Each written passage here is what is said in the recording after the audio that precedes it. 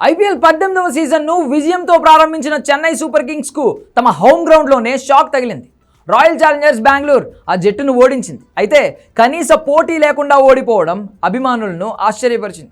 ఇదే సమయంలో Chennai Super Kings captain Ruturaj Gaikwad వ్యాఖ్యలు ఆ జట్టు అభిమానులను మరింత అసంతృప్తికి గురిచేశాయి.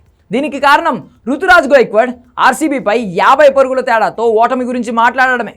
టీ20 మ్యాచ్లలో 50 పరుగుల తేడాతో ఓడిపోవడం ఖచ్చితంగా దారుణమైన ఓటమి. కానీ రుతురాజ్ మాత్రం దీనిని తేలిగ్గా తీసుకున్నట్లు కనిపించింది. ఈ ఓటమిపై తాము ఎలాంటి ఆందోళనకు గురి కావడం లేదని, ఇది పెద్ద మార్జిన్ కూడా కాదని సిఎస్కే కెప్టెన్ రుతురాజ్ గైక్వాడ్ అన్నాడు.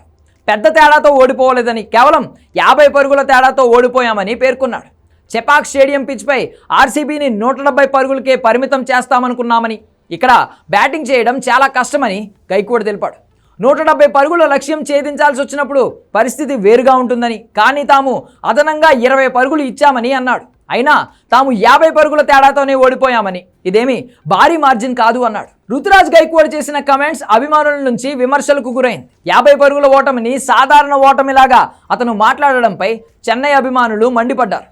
హార్దిక్ పాండ్యా గతంలో భారత జట్టు తాత్కాలిక కెప్టెన్గా ఉన్నప్పుడు ఒక షాకింగ్ ప్రకటన చేశాడు.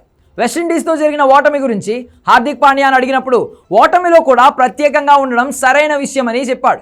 ఆ విషయంలో హార్దిక్ పాండ్యా బాధ్యతారహితంగా మాట్లాడాడని చాలామంది విమర్శించారు.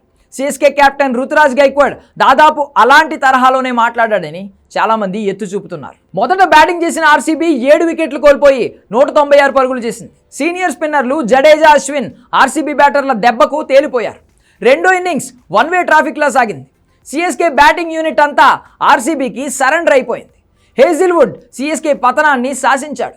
ఇతర బౌలర్లు యష్ దయాల్, లివింగ్స్టన్ మంచి ప్రదర్శన చేయడంతో 17 ఏళ్ల తర్వాత చెపాక్లో సిఎస్కేపై ఆర్సీబీ విజయం సాధించింది.